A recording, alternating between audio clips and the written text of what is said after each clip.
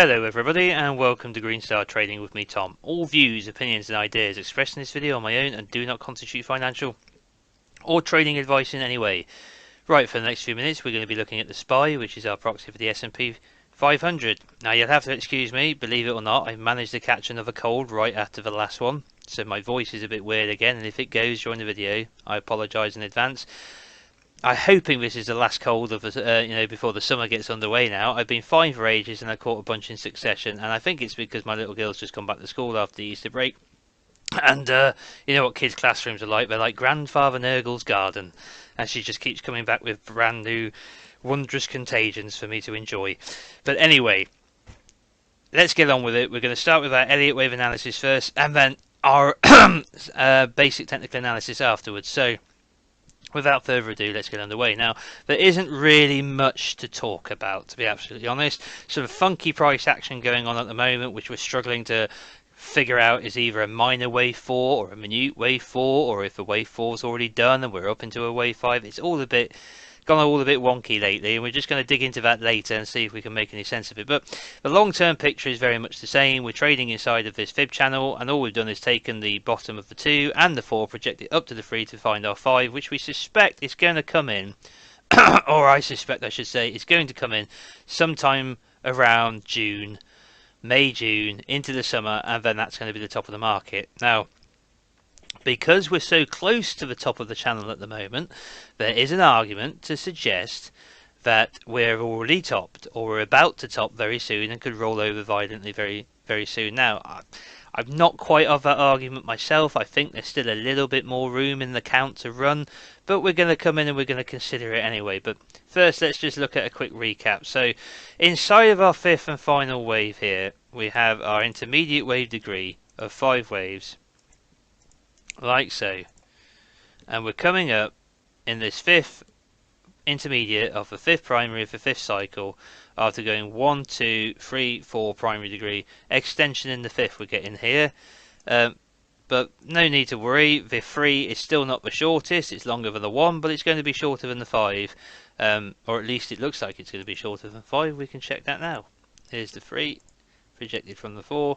We can see that we've already gone past where the 3 was. We're up to 1, not quite at 123.6 the length of it. If we look at the overall extension from the 3 using the 1 and the 3 looking for 61.8%, we can see that we've actually gone through that. Now on the Nasdaq we haven't gone through that yet.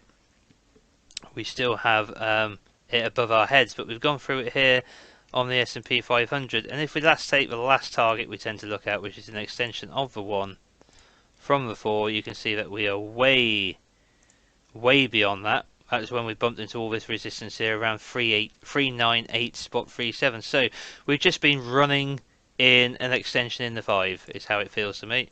Now, I could be wrong, but this is how I'm counting at the moment. I do have an alternate count, which is an ending diagonal, which has us in an overthrow in the 5th wave, which counts this big pivot here as a 1, 2, and this is a 3, 4, and now we're in a 5. It's quite a different count. I want to do a bit more work on that before I present it again. I only presented it as a rough idea a few weeks ago, so maybe next weekend we'll look at the ending diagonal idea. But for the moment, we're just going to stick with the idea that we're in an impulse wave.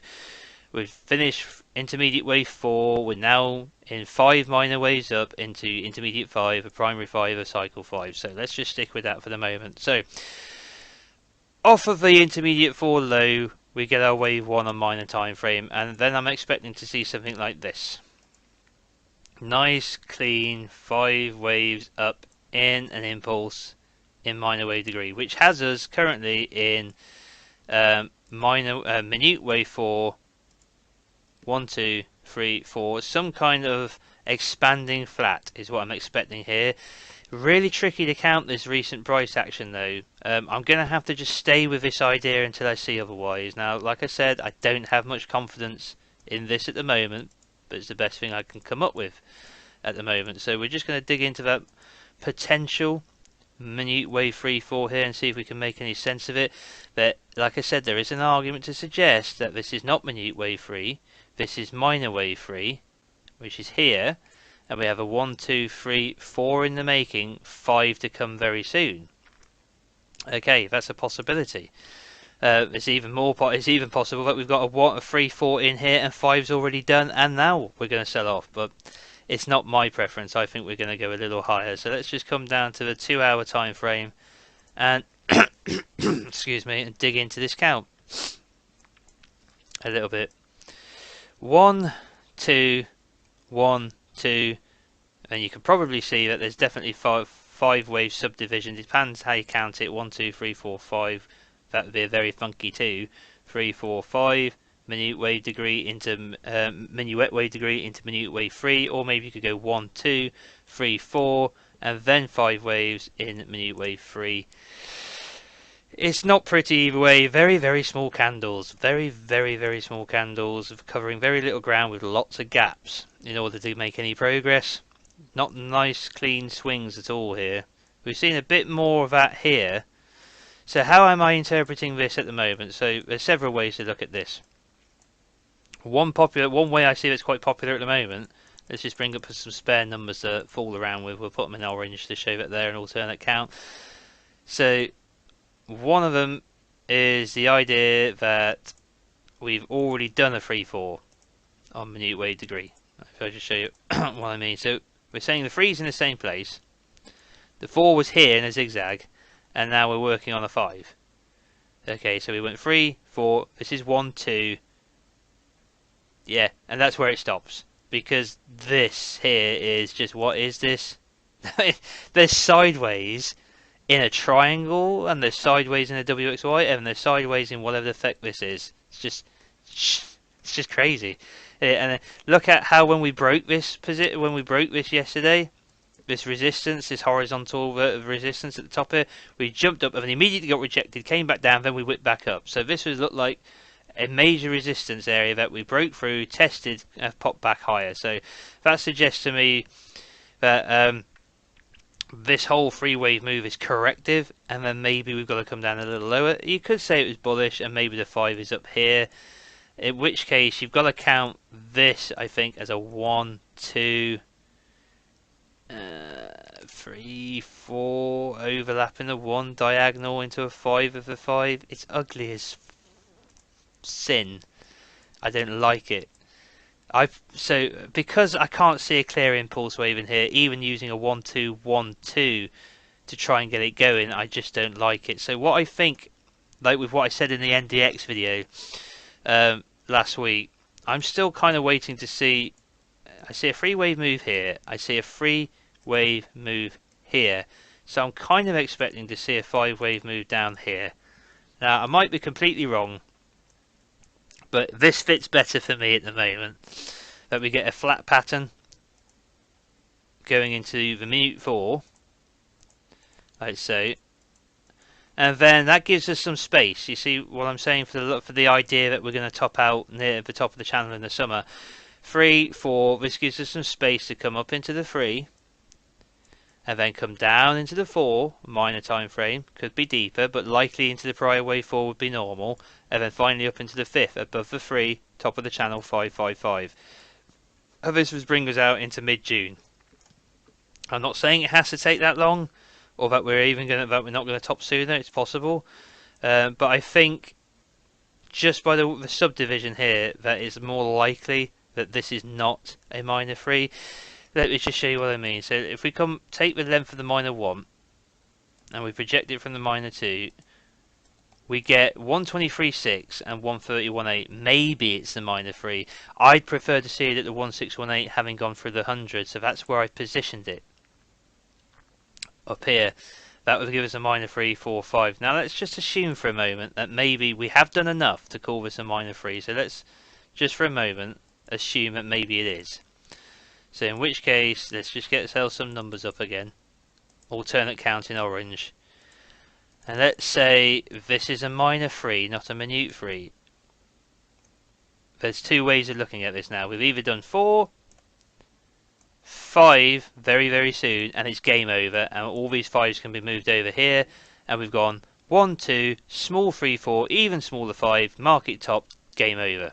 Right? That's one way of looking at it. Another way is to replace the 3 and the 4 on the minute time frame with the 3 and the 4 on the minor time frame, and then replace the minute wave 5 with a minor 5, and then say, alright, we've still got a bit more time to go. We're going A, B, C, 1, 2, 3, 4, 5, and then we're done. And we've gone, and then at that point, you could argue, if we have a look at where we're proposing the 4 would come to, assuming that the 3's in. Okay, so let's say the 4 is projected here at the 38.2. Now it's just my eyesight picking this place, but that's a typical place for it to finish. So let's just say that we get an extension, that we then take the 1 and project it from the 4. 100% would bring us up to here at the 5, right, which is around 430 on the SPY. That would basically be back at the top of the channel, which for some reason has gone wonky. Yeah, so that would bring us back roughly to the top of the channel. Maybe it's just a slight overthrow. 3, 4, 5, and then it would be game over, and we would roll over and head down south. So that's one way of looking at it. That's the minor wave 3 is already in. This is some kind of expansive 4. And we're going. The other way was that the 4 is done, and we're into some kind of diagonal to complete the 5th, which will finish much sooner, and then we'll roll over. But these are all completely theoretical, just like the one, my primary count here. So why not just stick with the longer version of the count for the moment until proven otherwise? So let's just, our invalidation point back here at the minor 1 is the only way we're going to know. Okay, so let's just put invalidation point here. Minor, isn't it? Minor wave 4 invalidation.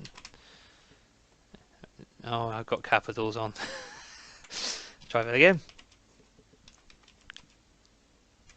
Why am I doing that in capitals? I don't know. Forgive me, my brain's full of cotton wool at the moment. Minor wave 4 invalidation. Okay, so what am I saying here is, we know we've done a 1, 2. So we've gone 1, we've got 5 waves up, 3 waves back, yeah? Well, if this is a wave 3, and we're now into a wave 4 of any kind of expanding kind, it can't come back beyond the wave 1. So if it were to do something like this, then that would likely have been a top. You see what I'm saying? Instead of going 1, 2, 3, 4, it's likely we've gone 1, 2, 3, 4, 5 top, and now we're coming down. And you'd be looking for 5 waves down, 3 waves back, and you'd be bearish at that point. If we finish the 4 any time before then we've got an excuse to move higher, and that could be at that point finishing the 3. And then the same gig here, this is assuming minute wave 3, 4, right? So let's say minor wave 3, 4. It's the same thing. We can't come back beyond this point, minor wave invalidation, because you see the minute wave one's back here. So this is the line in the sand. 398 spot 09. Whether we've done the minor 3, and we're in the 4, we can't come back here. If we haven't done the minor 3 and it's up here for the minor 4, then we can't come back here either once we've done that. So this is our line in the sand, and until I see this broken, I'm just going to assume, for as long as price action and the waves as they appear support it, that we're just going to keep heading higher. You know, that's what we've been doing. We've been doing it for months and months and months. We continue to just find support. Until I see otherwise, I'm just going to assume that we're heading higher. Alright, I'm sorry I can't give you much more than that, guys. I know it's a bit confusing. I know I've waffled a bit around this 3-4 situation here. If you can find a way of counting this impulsively after this correction here, this move here, if you can find a way of getting this to count impulsively, be my guest. If you're a member on Patreon and you're in the Discord, be my guest to come down to a smaller time frame and see if you can figure this out. I myself still see this as 3 moves to A. I see a 3-wave swing here into a B, and I'm expecting 5 moves down in a C to complete a 4 to push for a 5 to minor degree.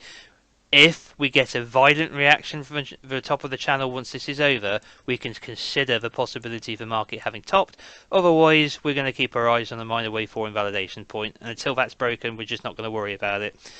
Alright then, guys, that's the Elliott wave count as I see it. Let's now move over and do our basic technical analysis and see if there's anything that can support our current view of the market. So we come all the way back out to the weekly time frame here.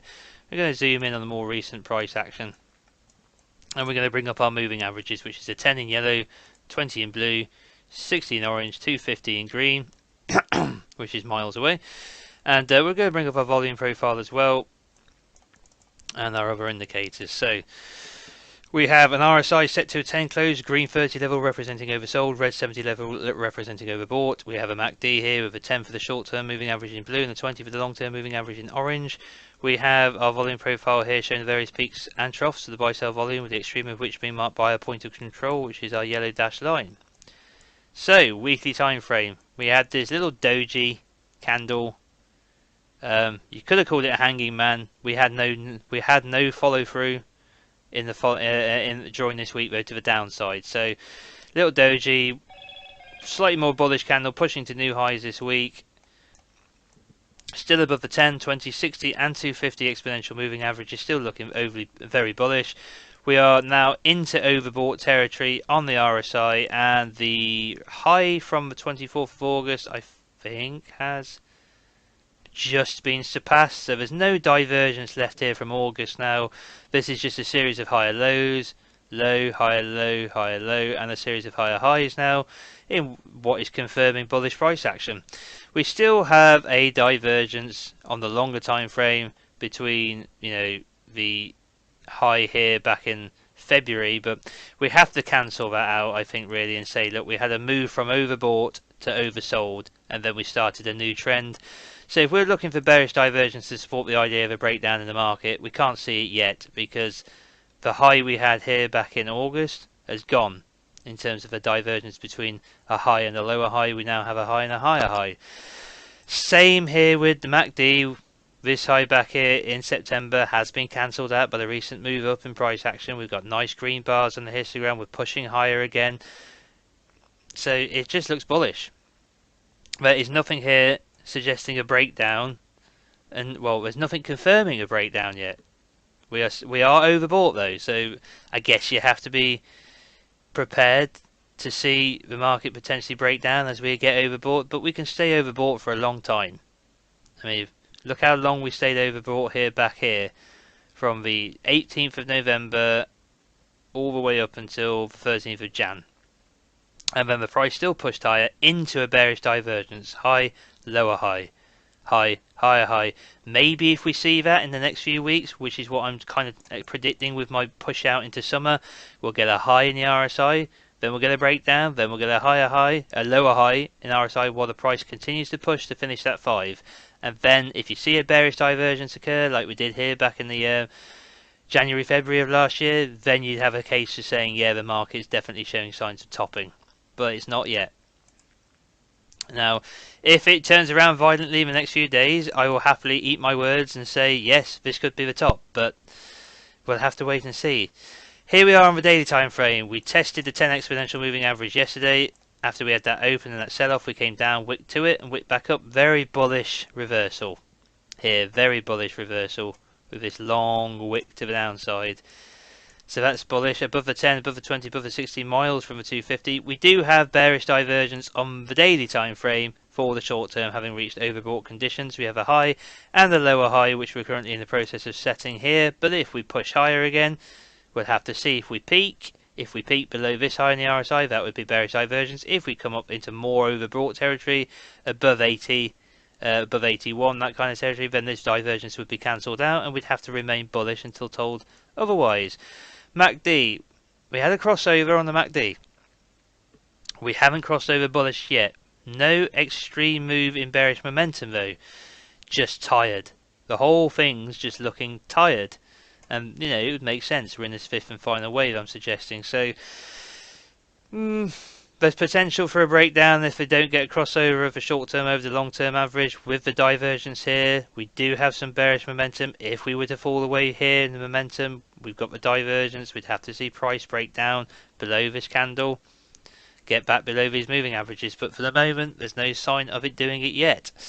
So that's basically it, guys. Bullish for the meantime. Might as well stay until proven otherwise. We've got our invalidation point that we pull up and we looked at for a minor wave forward. Until we see a move below that, a shift in momentum which supports it, and it be sustained, then we can turn bearish. But for the meantime, the market's just pushing higher, and I think it will just continue to do so on low volume as we go into the summer. So that's my view on the SPY. Right, guys, if you're new to the channel and you've liked what you've seen, please subscribe, smash the like, let us know what you think in the comment section below. If you want to, hit the little bell notification icon to remain informed of future videos. And before I go, You will be viewing this video, since it's coming out, what is tomorrow for me, on the 1st of May. So here's the perfect time to join the Patreon if you're interested. So we're just going to whip over and have a look at the tiers here that I'm offering. Now I say this because you get charged on the 1st of a month, but you also get charged at the moment you join up, so you might as well leave it to the 1st of a month to do so. So bear with me as I plug this for a few minutes. If you support what I'm already doing, you appreciate the work I'm already doing on the YouTube channel, you can throw us a $5 a month and you get yourself an exclusive video every week, which won't be available on YouTube or to the YouTube audience, only to patrons. If you want to throw us £10 a month, you'll get the free exclusive video from Tier 1, but you'll also get access to the Discord where you can talk about anything you want on multiple channels, from general chat to technical analysis ideas to trade setups with our community. It's growing all the time, lots of cool ideas being shared.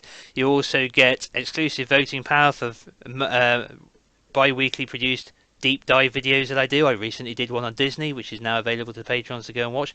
These are much longer winded videos which dig into detail, and you also get access to all my educational materials I put up. So the Elliott Wave series, a couple of videos which complement that Elliott Wave series, plus a new video I put up recently talking about a standard trade setup using Elliott Wave theory.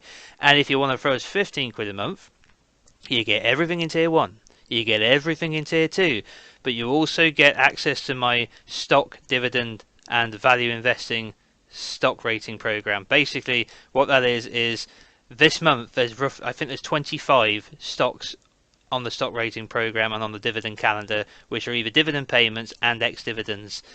So a busy month coming up, lots of opportunity with some really great yielding stocks. I won't put garbage in the stock rating system just for yield, but even with the value I'm trying to find and pursue, you're still getting yields normally between 4% and as high as 11-12% in some cases. Right, so you could pay £15 and depending on what you want to invest, get your money back in a single dividend payment and you've paid it off for the month. Alright, so just saying that, perfect opportunity to jump in if you want to jump in. Thank you for listening to me. Alright then guys, I also I have a link to that Patreon in the description box below, so head over and have a reread of the tiers if you want to. Also have a link to my Twitter feed where I always try to inform people a day in advance of my videos coming up. Go and follow me if you haven't already. Right guys, that draws our stock market review to a close. I hope you've enjoyed it and I'll be back with you next week. Have a lovely weekend. All the best. Bye bye.